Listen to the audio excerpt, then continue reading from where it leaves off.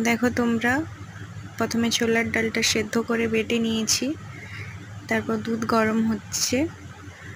এবার এতে আমি চিনি দিয়ে দেব। দেখো, চিনি দিয়ে দেওয়ার পরে কিছুক্ষণ পরে আবার নারকেলটা দিয়ে দেব।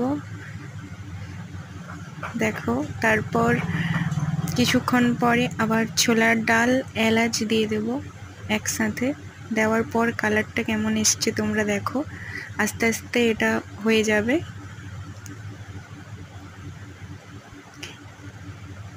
দেখো কেমন হয়ে যাচ্ছে পরপর। তো তোমরা করে দেখতে পারো, খুব সুন্দর লাগবে, হয়তো খেতে তোমাদেরও ভালো লাগবে।